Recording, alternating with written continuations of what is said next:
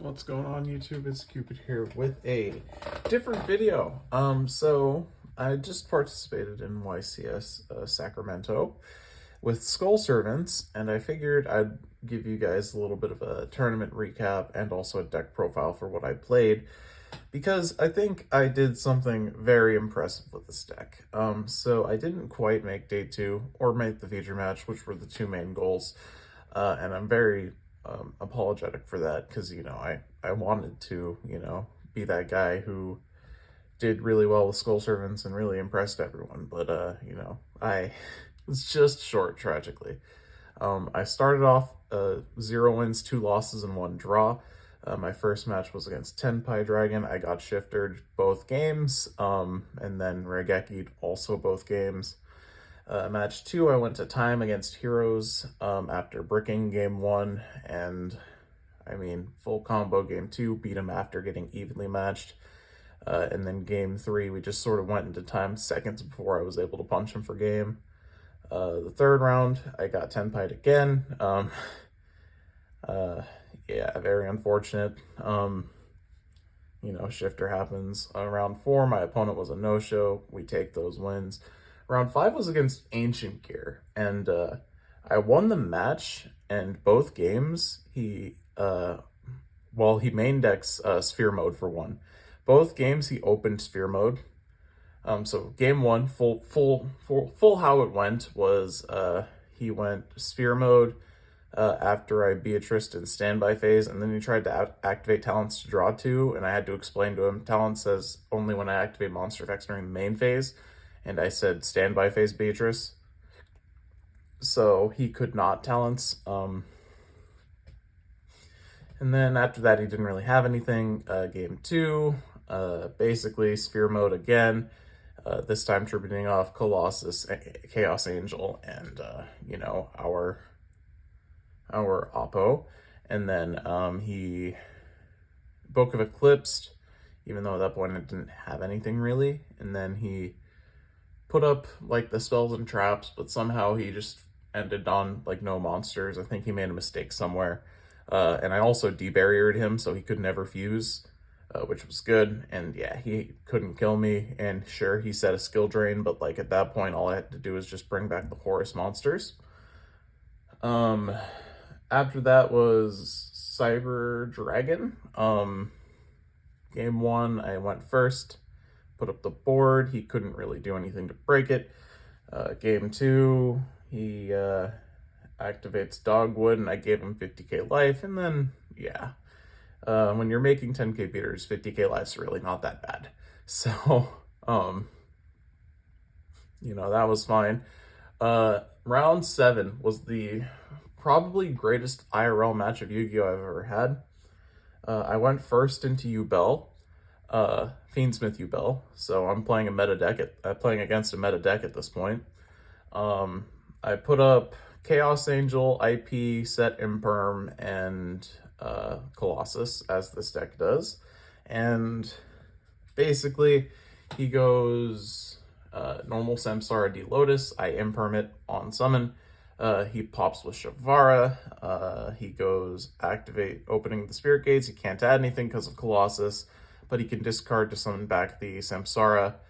So he does, and on summon I'm Samsara. I use IP, link off my both effects Chaos Angel, realizing that it's really not going to do that much for me here. Make SP banish the Samsara. He activates Triple Tactics Talent. I banish the Shavara, and he has no more gas, so he passes turn. And I just kill him the turn after that. Game 2, he opens full combo. I had Molch Army draw 1, and then no hand traps beyond that, which is kind of unfortunate, especially considering I had sided in like 7 at that point. So yeah, that was not a great game. And then game 3, I go normal White Princess. He ashes, I pass turn. He goes activate Engraver, I ash. He goes normal Grave Squirmer. Pop with Shavara, attack with Shavara. I use Princess, lower to Shavara to 200. I live. He goes set Imperm, and he has an Ash Blossom in hand. I know this because he uses both of them. I go draw for turn, normal Unizombie, effect, Send from deck, he uses the Ash on it. Effect send from hand, he uses the Imperm there, which was, you know, the only real mistake this guy made this game. And, well, the punish for it was I already had a White Lord in hand, so I went activate White Lord, mill 2. Well, it should have been 2, but I actually miscounted my graveyard because I forgot that their White Lord counts itself when I use that effect. And I only milled 1, but it's okay because the top card of my deck was Mizuki. And from that point on, I made Chaos Angel Colossus, banished the Shavara. I couldn't attack though. And then I just pass. His turn rolls around. He goes Grave Squirmer effect. During his main phase, I Ghost Spell it, and he has no more cards. So I just win because he drew into Spirit of Yubel.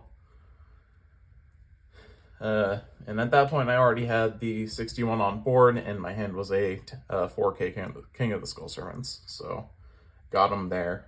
And that was good. And then, tragically, the final match against Runick Stun. I mean, I tried to grind it out for 35 minutes the first game. If I could imperm the Synchro Zone, I was able to punch him for game, but the issue is that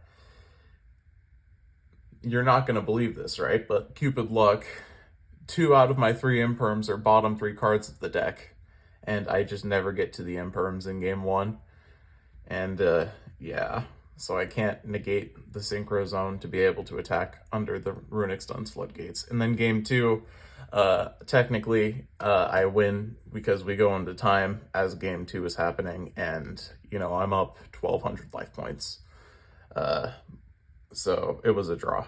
And yeah, 4-2-2. I needed to go 5-2-1 to make day 2, so I almost did.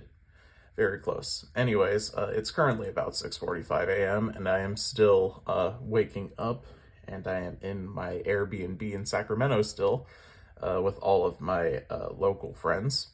But most of them are still probably asleep. So yeah, I figured I'd give you guys a deck profile of the IRL Skull Servant list that almost made day 2 out of YCS. So here it is. So we're going to start off with our generic zombies package. So 3 Unizombie, big surprise, best card of Skull Servants all the time. I love this card. This card is so good, and now with White Lord, there are a total of 12 cards that this combos with to make the Chaos Angel plus Colossus combo that I, that I really have just sort of adopted into my own, and it's just sort of the Cupid combo at this point. You use the Unizombie, the Mizuki, you get the, the whole combo line is you use Unizombie plus Mizuki White Baking, White Lord, or White Prince to get into Immortal Dragon. Immortal Dragon sends a Mizuki, and then from there you just need to figure out how to get this back on the board, a King of the Skull Servants out from deck, or something from the graveyard, and a Lady in White back on the board. You sync for Cupid Pitch, increase the level, and then at that point you're just, at that point you're making a level 10 Chaos Angel with both effects, and you're adding a Nemesis Corridor from deck to hand with the effect of Cupid Pitch. So yeah, we're on 3 Unizombie, and we're also on 3 Solitaire, so it's essentially 6 copies of Unizombie. Solitaire's a little bit worse as a starter because if they open Ash, you cry, and this did happen against me. Because, I had no other opening. I opened only Solitaire, and I went Solitaire effect, he ashed, and I lost that game. I don't know where exactly the camera is pointing, so I hope this is fine. The rest of our generic zombie package is 3 copies of Mizuki.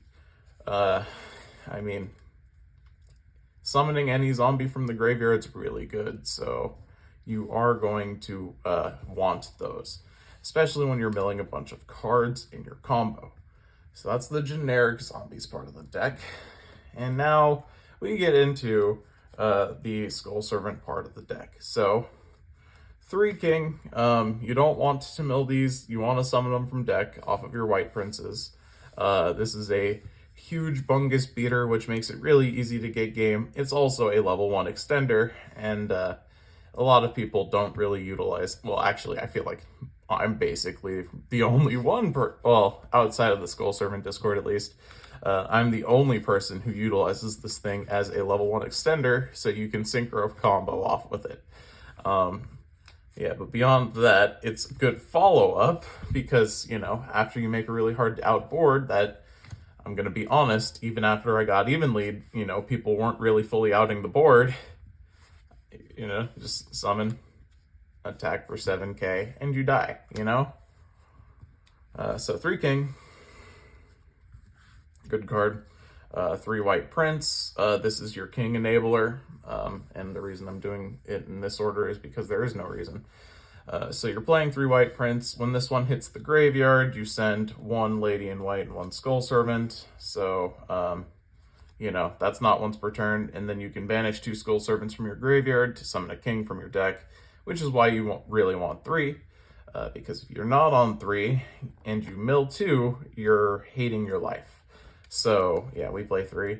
And then the things you send off of Prince, 2 vanilla Skull Servant, 2 Lady in White, because, you know, you've got to, right? If you play 3, it's really bricky. Drawing these is never good. I drew this card, gotta be like 5 times yesterday. It was really bad. I usually shuffled it back off the Horus Field spell, because, you know, it's just a vanilla. Lady in White can make your king and all of your level 3 or lower zombies unaffected by spell and trap cards, and also indestructible by battle, which is pretty good. It came up exactly 1 time. It was the hero match, but I went to time before that game was able to conclude. I would have actually just punched him for game that turn. Through Droplet, Nibiru, and what else did he have? Well, DPE on the board and Imperm. I nearly killed him through that, like OTK through that, which would have been very nice, but tragically, time was called, and all I had to do was summon back the Lady in White to make my king immune to Imperm, and then summon the king, and then he would have perished. So yeah. The reason you don't play one of each of these is because, well, I mean, you're not going to have enough gas. Basically, these are extra gas in the graveyard for your white prince, and also, I mean, like, they're just more damage on your king. Like, in all seriousness, they're more damage. So you need to play 2 and 2. Anything other than that is incorrect. Alright, so now we have 1 white prince and 1 white mare. We usually play 3 of this in Master Duel, but that's because we don't have White Lord yet, which kind of just power crept this card. That being said, we still play 1 in case we hard draw the white mare, because, not the white mare, well, the white mare works too, but if we hard draw White Lord, this is just even more gas. It's another extender, now summoning from the banished zone, which is really nice. White Princess. This card actually came up quite a bit. Basically, the effect to reduce the damage you take by reducing everything's level times 300. Surprisingly, battle effects are kind of useful right now. And sure, it's not great into the Snake Eyes Fiendsmith matchup. It's pretty good just to have, honestly. Like, I don't know, it kept me alive for a turn against Tenpai, but I had already been shifted at that point, so it didn't really matter all that much. And I mean, if you're going second, reducing the board is pretty good. It makes it a lot easier to punch over everything for sure. And also the on-summon effect to Foolish a White Prince. I did that like 3 times, including one against the Fiendsmith Bell player, who just ended up ashing it anyway. So yeah, one of, you can't cut the card. After how it performed yesterday, you just can't cut this card. I'm sorry. But, you know, just 1 is fine, because it's still not really something you want to see and try and combo off of. And now we have the busted cards. So, White Baking, 3 of. I mean, This card, when it touches the graveyard once per turn, add 2 Skull Servants from deck to hand, and then discard a card. Let's discard any card, and yeah, you're usually going to be grabbing White Prince and White Lord in the 2-card combo variations. I will show you what White Lord does in a second. But, you know, grab those 2 and discard the Prince, and then boom, you're starting your combo. This also has the bonus effect that never came up for me yesterday of being able to protect a level 3 or lower zombie from any destruction from the hand. I think it came up once? No, it didn't come up. I'm lying. That's not true. I thought it might have come up for the protection effect, but I don't remember if it did. So, but, you know, it also has the added effect of being discardable from the hand to protect a level 3 or lower zombie on your board from destruction once. And then, you know, you'll trigger its graveyard effect. And technically it's good battle disruption. So let's say you get impermed on your Unizombie and you pass. They attack into it, you use this, you know, saves your life, you grab Prince and Princess, and suddenly now they have a very small board. Yeah, it's not bad, the hand effect, but you really care more about that graveyard search. And finally, the best card of the deck, the new one, White Lord. This card is insane. Basically, this card says mill 8 on it by itself, because usually the way the combo lines up, you'll go White Baking, you know, you'll get a Prince in graveyard, you'll add this to your hand, Prince will trigger, you'll send one of these, you'll summon back the Prince somehow, usually via the power of like a Mizuki or something, and then you'll synchro off the Prince with the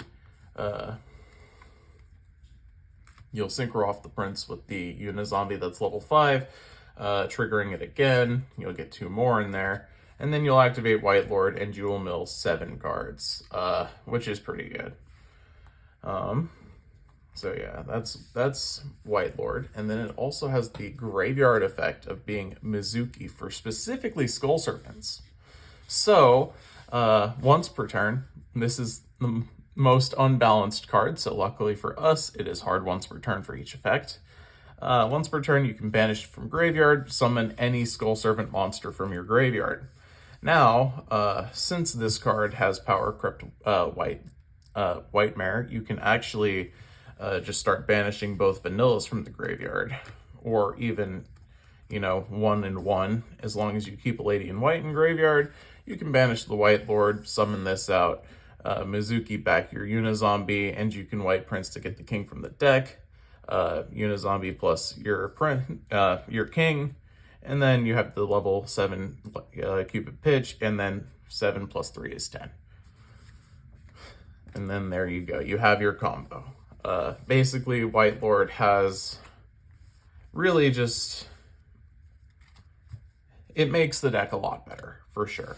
This card has very much changed the trajectory of this deck, and I hope that Skull Servants gets more support like this in the future, because I do genuinely think that this deck can compete with the meta if it gets something like, it doesn't even really need a Poplar. I genuinely think if this deck gets like a Link 1 that's just like, I don't know, 1 Skull Servant card or 1 white card, and then it just foolishes a Skull Servant, this deck is insane. But yeah, 3 White Lord. This card is the one you go for all the time. Sorry about that, I think someone's taking a shower. Yeah, like I said, I'm in an Airbnb. So, yeah. We're gonna just have to deal with that. Sorry. So that's the Skull Servants part of the deck. And now we need to get into the cards that are good. Other than the Skull Servants. I know, I could talk about Skull Servants forever, but like, you know. So, we are on Fiendsmith Horus Skull Servant. So, let's start by the Fiendsmith part. 3 Engraver. I mean, milling this card's pretty good. If you make Moon after milling one of these, it's full Fiendsmith combo. So it's pretty good. That's basically it. I mean, also Engraver being one card, you know, sequence tracked, sequence and all that, and also Beatrice is really strong too. Beatrice being able to foolish any card in your deck is insane, especially when you're on Graveyard Turbo over there. So, yeah, Triple Engraver makes just the most logical sense. 2 tracked. I am on Necroquip, so tracked is a 1-card Beatrice, which is still pretty good. Beyond that, I mean, the Graveyard Effect Diffuse, I almost had a line into it once, and I just opted for something else, which in the end, it didn't really matter all that much. So, you know, but, yeah, tracked is still good. I'm playing 2. Also, another reason we play 2 is because it discards any monster in your hand, and sometimes you want to get, you know, these cards discarded out of your hand and then, you know, start plays that way. It didn't really come up yesterday, but, you know, it's something to consider. And then finally, Lurie, Fabled Lurie, which is a level 1 light fiend that has a mandatory effect when discarded to special summon itself. So basically, you'll go Engraver, get Tractus, add this, discard this, summon this, make Requiem, and do full Fiendsmith combo. So that's why we're still playing Lurie anyway. I mean, it's Fiendsmith. I don't really need to explain that. Everyone knows what Fiendsmith does. Alright, so now we're getting into the Horus package. These were my favorite and least favorite part of yesterday. Because, you know, when I opened King Sark, I won. And when I opened the Horus one-ofs, I lost. And you'd be surprised how many times the Horus one-ofs part happened. So, 3 Walls of the Imperial Tomb. This card, usually I don't like seeing this, but in this deck it actually was pretty good. The reason for that is because it shuffles back bricks, and then you don't really care all that much, which is great. So yeah, we just sort of have Walls of the Imperial Tomb. It adds Imseti. You shuffle back a card. Great. We're getting our combo started. We're playing 3 because we want to be on as many copies of King Sarcophagus as possible.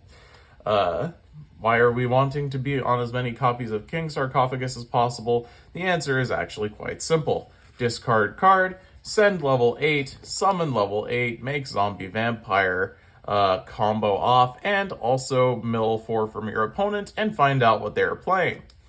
There were so many times I used the effect of zombie vampire, checked my opponent's graveyard, and then changed my line on the fly just because, oh, my opponent is on Runick Stun. Okay, I don't need to make Chaos Angel. Colossus is pretty good, and I should probably go along the line of, like, making a shuffler so he can't shuffle back cards off of his fountain, you know?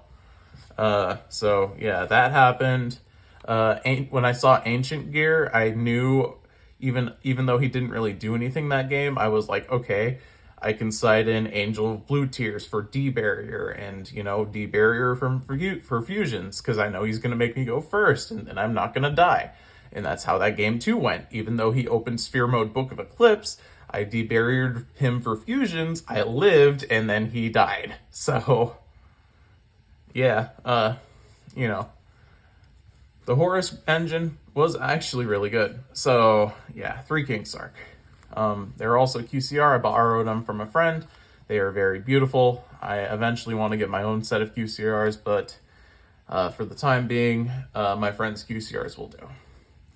Next up, Imseti. This card is the best starter in the deck.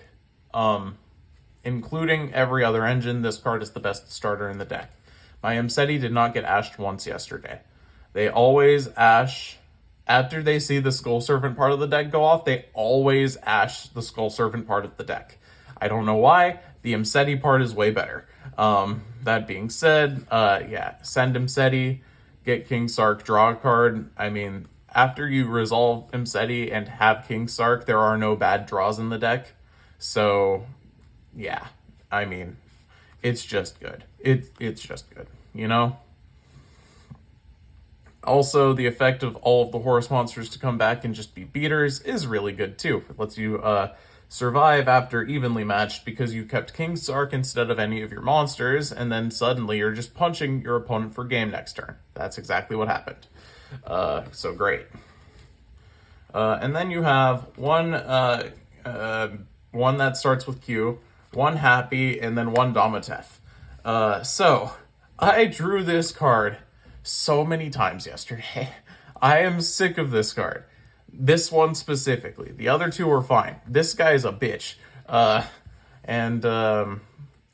Yeah, no.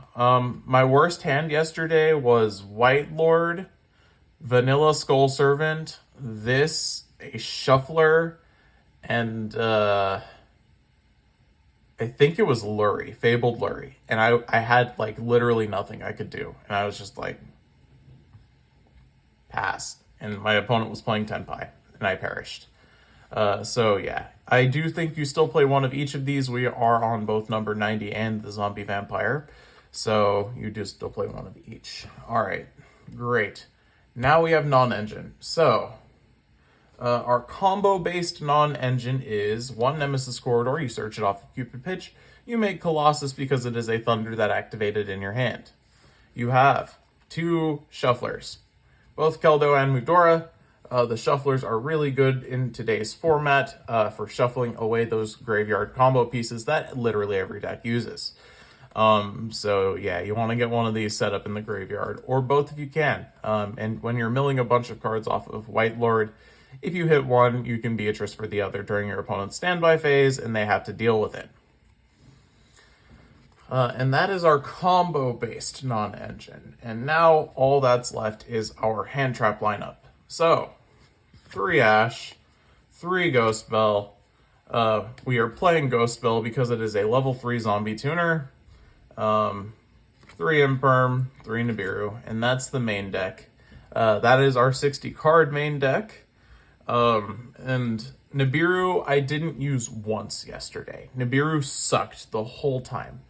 No one either summoned 5 and then was in the main phase at Tenpai players, or, you know, like, I mean, it would have probably been better if I ran into the Snake Eyes matchup, but, like, it's just, yeah, no. If I had a card I could cut from this deck to play something else in the main, it would have been the Nibiru.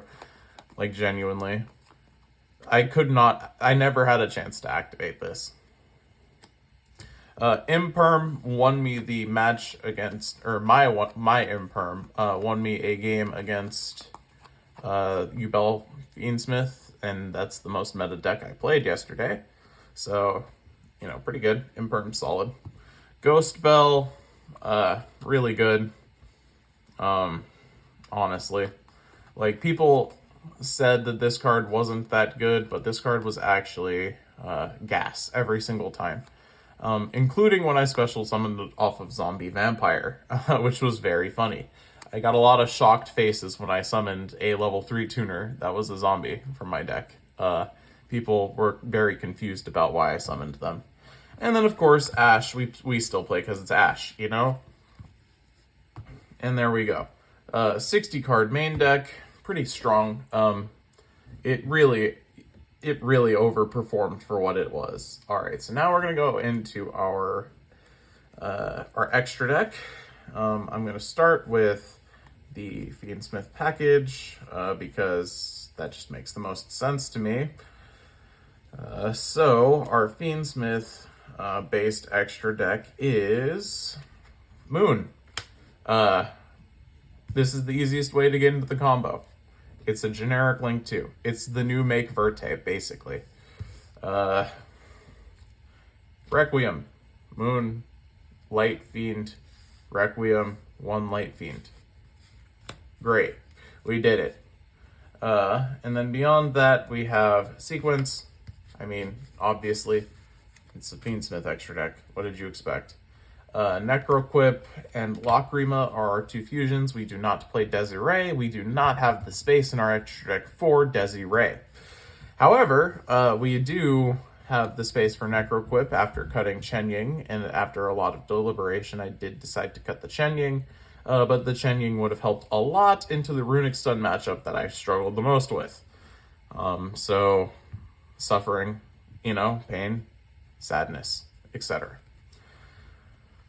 So, yeah, Necroquip basically makes track day 1 card Beatrice, which is very good, especially when your deck loves Beatrice more than anything.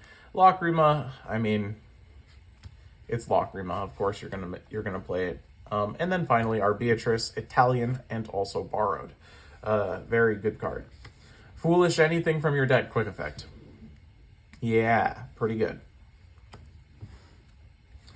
Okay, so that is the Fiendsmith portion of the extra deck. So next up, we will do the Horus portion of the extra deck. So our rank 8 engine is Boom, and also number 90. Okay, so Zombie Vampire, this gotta be the best card, I feel like, in the extra deck, aside from Beatrice. Because, that mill 4 and looking at your opponent's graveyard afterwards is so nice. Because it's like, okay, I know what I'm playing against. I know what to expect. And I know how to, prevent myself from getting absolutely destroyed. So now let me go into my Beatrice and, reactively set up, right? And then we also have number 90 Galaxy Eyes Photon Lord, which is a monster negate that lets you play through hand traps. I made this a couple of times yesterday, and it never prevented my opponent from hand trapping me once. So, take from that what you will. But that extra protection is nice. You never know when you're going to need protection. Always be protected. All right, and now beyond this, we have our Skull Servant combo of the extra deck. So we have Immortal Dragon. This is a level 6 that sends a zombie from your deck to your graveyard once per turn. Pretty good. You dump another Mizuki so you can revive back your Unizombie as a level 3, which is very good. And then, with that, you just gotta get the gas to summon your Cupid Pitch, which is a really good card. Again, on summon mandatory increase or decrease the level of this tuner, and it will, you'll just synchro for whatever. And then when you synchro, you burn for 100 times the level of the monster you made, and then you can add a monster with 600 defense from your deck to your hand. This directly grabs Nemesis Corridor, and you make a Colossus. Which is very nice. The Cupid Pitch burning people did come up frequently because of how time rules work in Konami, and it kind of sucks.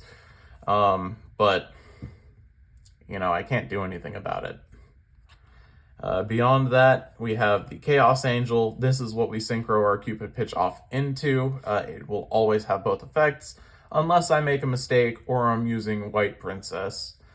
Because, sometimes you have to use White Princess, which actually is what happened in the Yubel match when I had to combo through Ash Imperm after already getting Impermed. Or I think it was Ash. So yeah, Chaos Angel, you just go into this, you banish something off the board, you make a big thing that blanket protects your whole board from battle and makes itself unaffected by monster effects. Fiendsmith Snake Eyes really struggles to out this card, actually. At least in my experience, it does. So, yeah, if you can just sit on this, you're good. And then finally, the Colossus. This card coming back was a mistake. I'm going to be real. But, here we are. So basically, you just Nemesis Corridor effect, and since you activated a Thunder in your hand after you summon your Nemesis Corridor, tribute it, summon this out. It's a floodgate that stops your opponent from searching. And turns out the meta really likes to search. So that's unfortunate.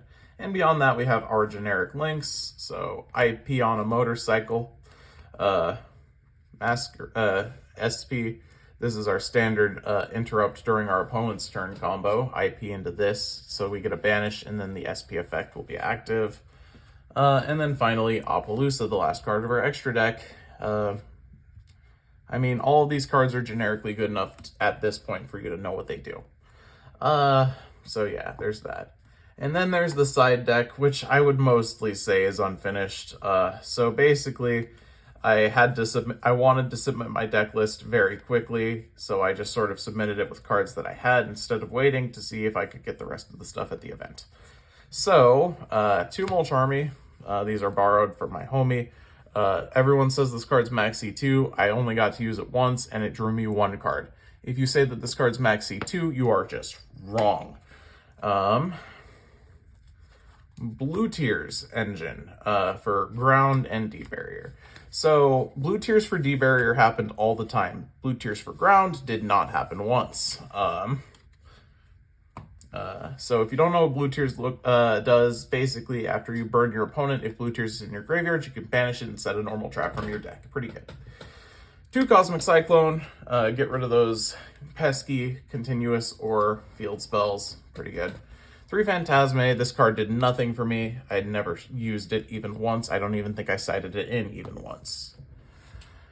And then 5 Bestials. These are level 6 extenders that banish stuff from the deck, or not the deck, from the graveyard to disrupt the opponent and summon themselves. These were useful when I saw them, but they didn't really have that much go for them yesterday. I can't really say anything about the Bestials because I rarely saw hand traps. So yeah, I hope you all enjoyed me giving you a nice little recap about how my YCS run went. I'll see you guys later.